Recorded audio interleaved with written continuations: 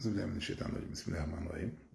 اللهم صل على سيدنا مولانا محمد راهي وسمع عليه وعلى آله وصحبه وحبه بجاه ما تسين جمال مواهب jërëjëf Xaadimu Rasuul jaam maam Cheikh Fall maa ngi nuyu suñu frère chrétien nuyu bu kawe di nuyu sell mbokku jullit ji te nuyu bu tedd taal bi Cheikh Bamba Xaadimu Rasuul yi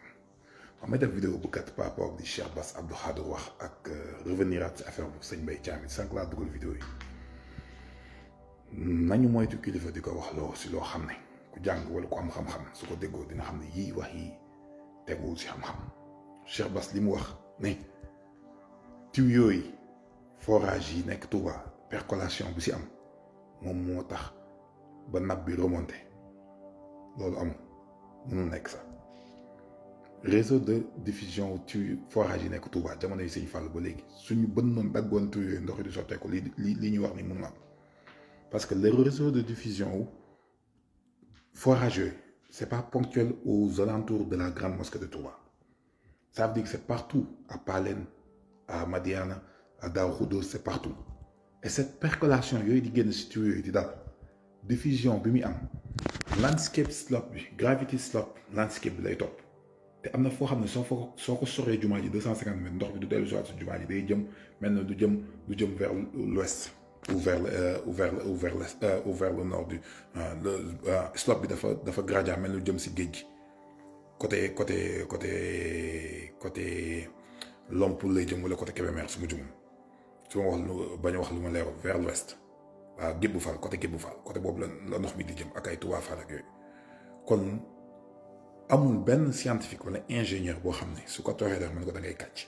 su fekkee ñoom ñoo wax loolu Cheikh Bass Abdou Khadre réseau wu su fekkee dañoo bëgg làq ñoom lu ñu bëgg a dugal Touba ak dinañ ko làqatoo si benn kilifa si ba ñuy bëgg dugal politique si kilifa lañ làqatu bu politique Touba su fekkee ne li Mansour Faye bëgg a def laa wax mooy dañoo bëgg utiliser occasion ndox mi pour jéem a ne réseau yi dafa manqué dañoo war a privatiser ndox Touba yi wala dañoo bëgg dugal fa def ay travaux nañ def travaux parce que Sëñ Saliou joxoon na ay milliards gouvernement Abdoulaye Wade Sëñ Sidi Makhtar joxe 1 milliard et quelque ñun suñu alal selon des citoyens on paye des contribuables Touba génère plus de presque 1000 milliards CFA par an suñu boolee màggal yeeg importation yëpp en TVA donc on a droit à ce que l'État prend en compte nos besoins léegi nag man li may wax ni mooy ay percolation forage ak diffusion moo tax ba ndox mi nu mu tudd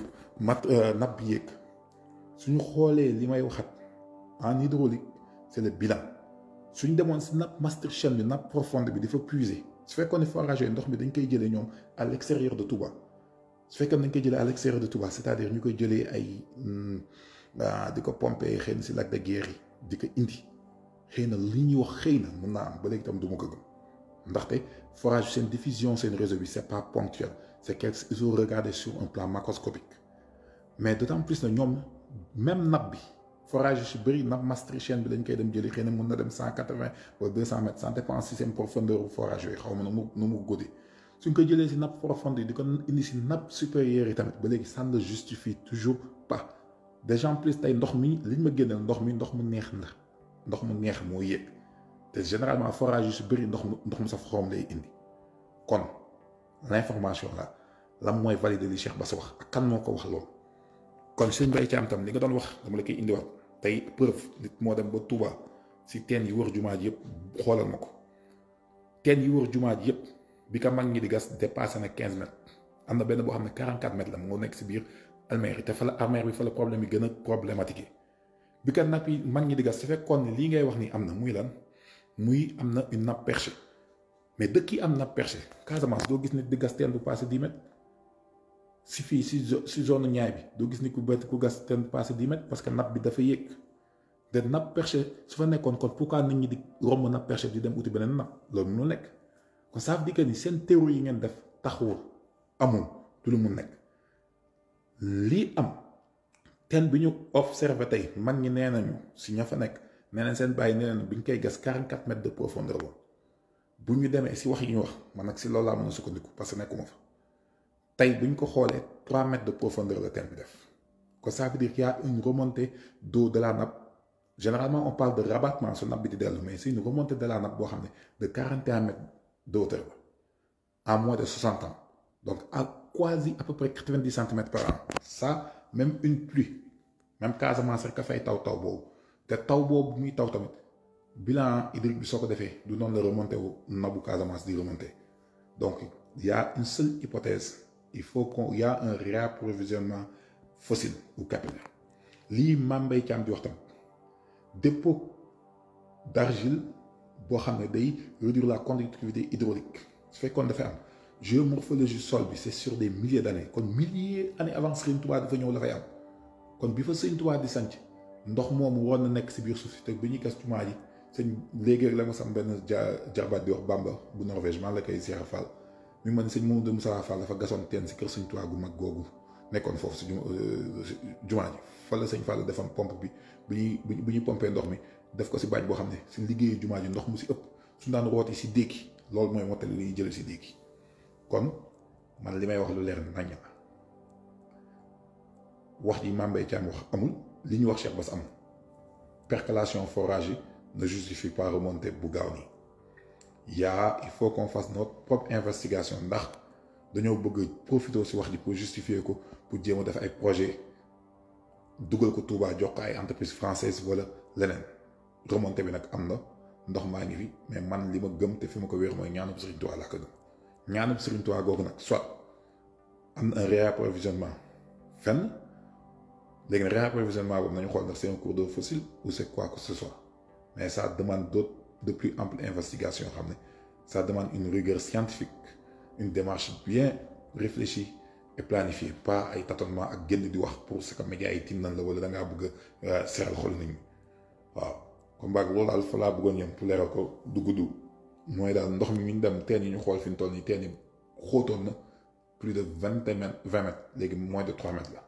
donc lu gaawee noonu lu ko indi rek y a quelque chose boo xam ne tey ñi ma am na ñu ma indi la information ne ma jumaa ja almer yi daanaka fi ñu toll nii muru almer bi su bëri na ngay gis ni y a une comment ça s'appelle il y a une humidité sur mur yi ça veut dire leurs fondations ont été presque atteintes par l'eau ba si barab yu bëri dañ koy gis fi ñu toll nii te jamonoy noor lañ nekk nii kon ça veut dire que ni la nappe est très proche léegi nag man li may alerter mooy y a beaucoup de fosses perdues à Touba y a beaucoup de fosses perdues à Touba tey sa mbokk taal bi dem na ba si jumaa ji diggante teen bi nekk diggante barabu sëñ Abdou Khadre ak sëñ Fallou moom tam même chose la ko mag ñu wax ndox mi yéeg na mais y a beaucoup de fosses perdues à Touba qu'est-ce fosse perdue mooy loo xam ne neefere yeeg saw yeeg yëpp dañuy dem si nappe phréatique bi donc s'il y a cette remontée de nappe phréatique il faut qu'on qu'on alerte les autorités de santé publique qu'on essaie de faire des prélèvements toutes les semaines ou des prélèvements réguliers pour voir s'il y a des coliformes fécaux dans cette nappe, dans la nappe d'eau, s'il y a une contamination par les fossés perdus. La mairie de Touba doit prendre au devant, faire autorisation de construction, su fekkee dañ koy joxe wala ku fay tabax te ñu imposer la sa fossé mu doon une fossé boo xam ne dañ koy isoler ba nga xam ni déchets yi du ñu demati si biir duñu dem si biir nappe phréatique bi parce que ça peut créer des problèmes de santé publique majeurs. Donc je répète et je pèse bien mes mots. li Cheikh Bass wax ki ko wax loolu amul loolu xam naa ne moom jàng ko dañ ko wax loolu wérul Cheikh Mbaye Thiam lii wax tey benn posté naa vidéo boo xam ne wane na li muy wax amul nappe perchée su fa amoon dafay jiitu Serigne Touba te su fa jiitoo Serigne Touba mi sañ ci dëkk bi bu ñuy lépp liggéey bu ñu def si dëkk bi war nañoo daje moom teen bi ñu fa gas war nañoo daje te teen yi ñu gasoon yëpp si jamono yi bi ñi nga xam ne sa jamono yi bi sëñ Fallou ak bi ñuy sëñ ginnaaw rek bi sëñ Touba di soog sëñ Modou Moussa Fall Mbacke bi muy soog a tàmbalee liggéey jumaa ji teen yooyu yëpp romb nañu des trentaines de mètres dugg si biir suuf si on avait un problème sérieux d'eau si Abdou Lahad wax na ko un problème sérieux d'eau boo xam si déegi ba jigéen sa su daan sawet dañuy xëccoo ak xaram li muy wëggee xar mi ndox moom pour naan ko donc ndox mi su jógee woon foofu kon mag ñi xanaa amuñu baatu ñu gas ko ba jot ko te gas nañ fa ay ndox on a fait sëñ Modou Moussa Fall bu Sira Fall gas na fa teen baa ngi foofu janoog jumaa ji te teen boobu soo ko soo fa duggee lu mu xóot moo gën a xóot li ñuy wax nii aw ma mesure exacte yi teen bi ñu dem tey si jumaa ji si almer yi c'est 44 mètres de profondeur actuellement c'est à moins de 3 mètres donc wax leen lu wér loo leen teg si xam-xam kilifa suñ koy waxloo wala ku yor porte-parole yoon mouridisme na dem consulter ni seen bàyyi daan def teg surtout sëñ Mansour Song surtout Cheikh Ibra Fall yi jàng ni si Abdou Lahad daan def jël boroom xam-xam yi nga xam ne seen maam mosuñoo wax Sëñ Tuubaa seen sët yi ñu laaj leen mais soo leen basé woon ak si politiciens yi dañ leen di dugal wax loolu li ñu bëgg nga wax leen ko lan lay wax loolu nga wax nag loo xam ne ku ko dégg xam ne wérul je défie dama ni forage yëpp suñu daggoon ci yooyu itam li am du am ni maanaam ko wax parce que dafa am ay faits en mécanique fluide dafa am ay fait en physique et hydrodynamique en hydraulique yoo xam ne loolu ça ne le justifie pas parce que y a des pentes gravitaires yoo xam ne naturelles la et l'eau suit ces pentes gravitaires pour alimenter d'autres dépressions et duñ dem contre gravité amas ko nga am pompe boo ko defee kon li ma wax lu leer nañ la maa ngi défier kenn koo xam ne am ngeen ko mu am xam-xamam bu wóol ko ba mun ma si wax lu mun dugg sama bopp ñayu xare boo leen indi di ko daan si bàkkeeb Serigne Touba li fi nekk moom du lu ñuy jàng wala lu ñuy téem tiire di ko xool